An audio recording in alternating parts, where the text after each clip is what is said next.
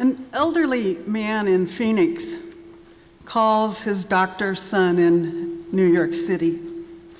Your mother and I are getting a divorce. A divorce after 53 years? What are you talking about? 53 years is about 50 years too many. We really don't even like each other anymore.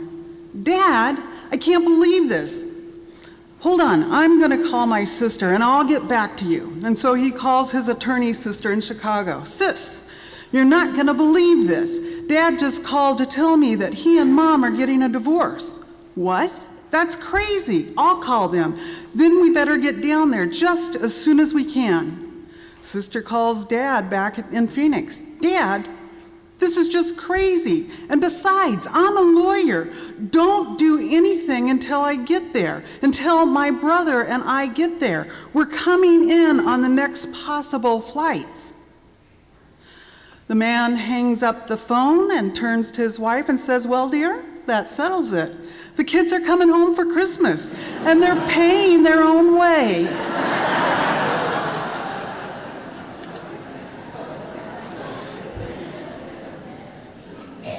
Welcome home. Some of you have traveled quite a distance to be here tonight, and I imagine some of you had some considerable hassles and adventures getting here. Some of you have been in a car for more hours than you wish to count. Some of you have come home for the first time in many years with all the mixed emotions and bittersweet memories that involves. And some of you live here in town, and many of you make this place, First Congregational United Church of Christ, Appleton, your spiritual home. The Christmas season seems to carry a lot of emotion and expectation about homecoming.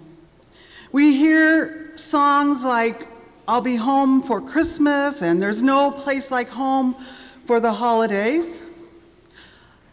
And I even received a Christmas card that read, home is not necessarily where you're from, it's where people understand you.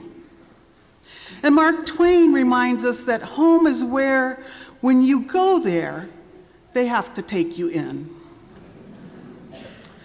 But one of my favorite songs at Christmas used to be, I'll be home for Christmas. And I'm willing to bet that right now, for some of you, those words are going through your head. I'll be home for Christmas. You can plan on me. Please have snow and mistletoe and presents on the tree. Christmas Eve will find me where the love lights gleam. I'll be home for Christmas, if only in my dreams. However, context is everything. For years, I knew that song as an oldie, a Christmas standard, particularly beloved by my grandparents' generation.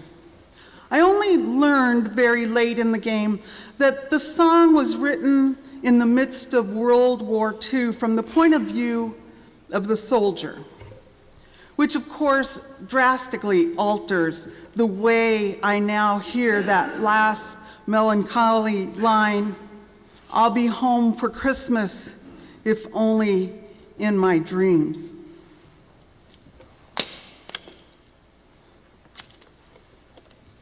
Is there any time of year that so powerfully evokes for most of us this notion of home?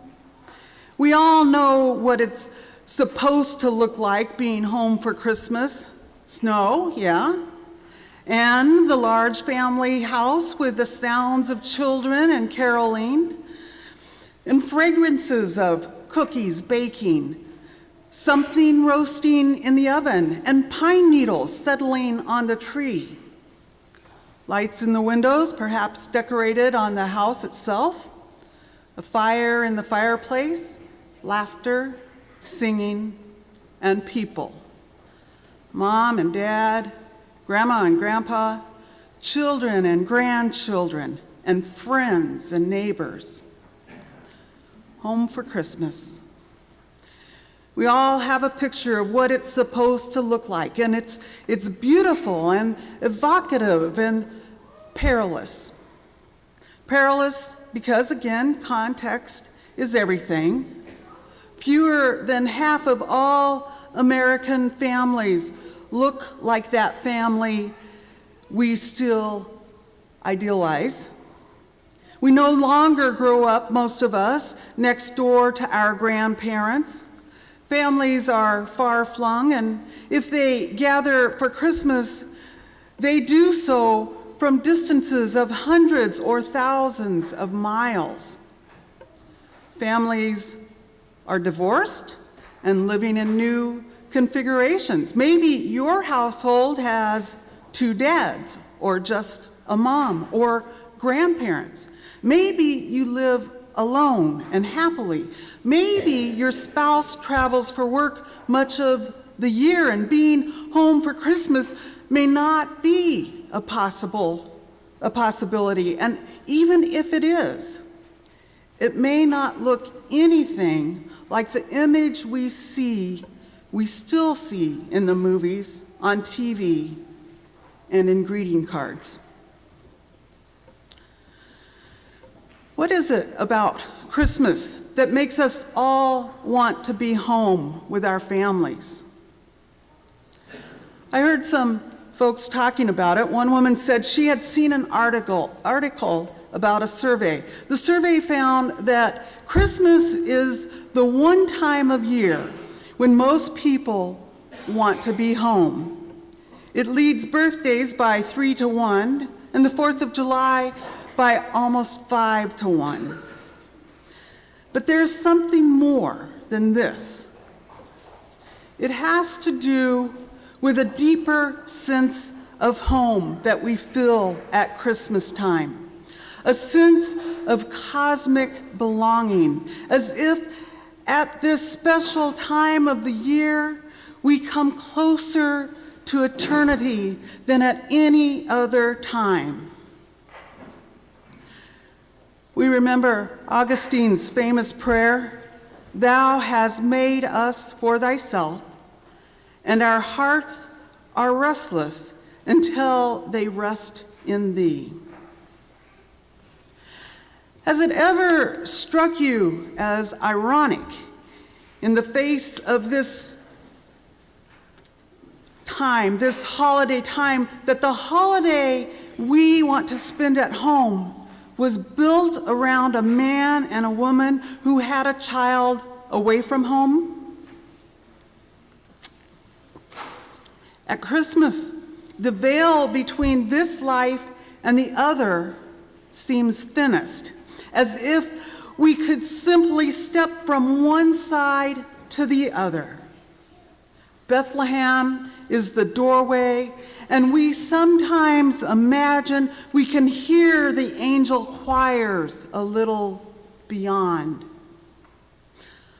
The German poet Holderlin, one of the contemporary existentialists, has written of the essential homelessness of all of us, our inability ever to feel completely at home in this world.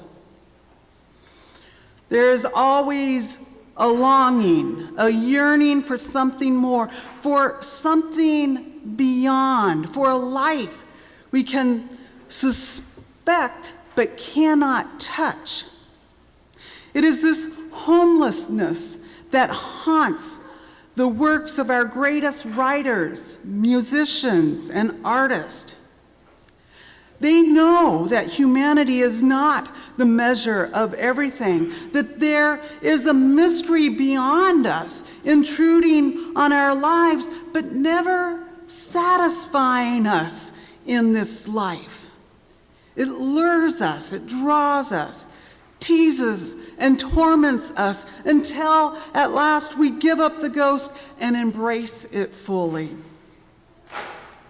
The Christmas story is the story of God's having contacted us from beyond, of having heard, of us having heard from home. This is what the excitement was all about, and what it still is about. In the baby born at Bethlehem, God has gotten in touch with us, has assured us of the life beyond, has said, "Here is my gift of love.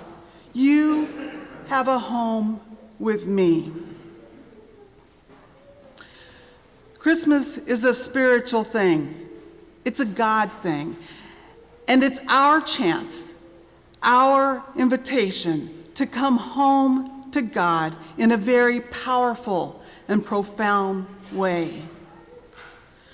Throughout the season of Advent, these last 4 weeks at church, we've talked about coming home to the spiritual values of Christmas, coming home to hope, peace, love, and joy. All of these are greatly needed in our world right now, and probably greatly needed within our own spirits. They are spiritual gifts that the birth of Christ can bring to us. Even more than these gifts of hope and peace, love and joy, we need a real home, a place to belong, a connection, a purpose, and welcome and meaning that lie far deeper in the right location. We need and we long for a home that transcends the physical world and travels with us wherever we go. Maybe this is why Christmas is such a wonderful time of the year to rethink our lives and redirect them toward our eternal home. Feeling the assurance of God's presence with us and the sense of what Christmas is all about, we are encouraged to make a new start toward the values we have always believed in, toward being the persons we always have wanted to be. In the Christmas story, we can begin to find a way to give our children and ourselves the important gifts that money cannot buy. God comes to us in the complete vulnerability of a newborn infant and teaches us that safety and security are not the result of the power or might that we may hold. God comes to us in a quiet manger scene and shows us that peace, true peace, does not come from a victory that we think we can acquire.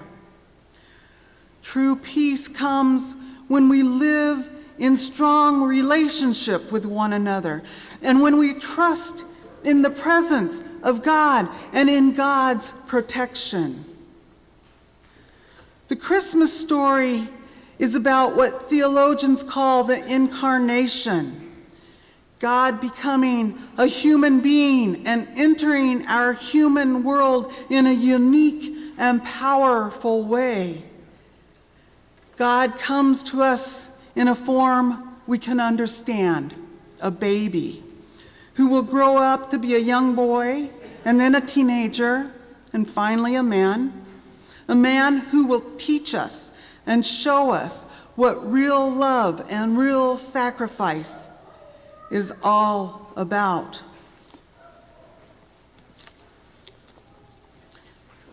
This is an amazing thing, this God becoming human.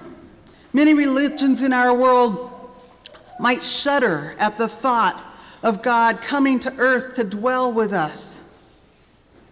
That's making God too ordinary, too accessible. It's like letting God move in and become part of the family and sleep on the fold-out couch. But that is precisely what Christmas is all about. Throughout human history, we couldn't seem to be able to get to God, so God got to us. God has come among us in an ordinary family, sort of the way in the story of the Nativity, in the middle of our own families, in the midst of all the problems and secrets, sins and silliness, love and laughter, and little joys of home. Here comes God, moving in on us as the newborn child Jesus. The story of this holy night means that God is telling us, I'll be at your home for Christmas. I'll be in your home for Christmas, and in my love, you will find your true home for now and all eternity with me. God has chosen to be with us wherever we are, whoever we are, whatever we may have done. When we are in relationship with God and aware of God's powerful presence, then we are truly at home, loved, held, embraced, nurtured, fed, cared for by the one who has given us life, by the only one who can keep us safe and secure, the only Holy One who can give us peace. Welcome home tonight. Welcome home to the presence of God. Welcome home for Christmas. Amen.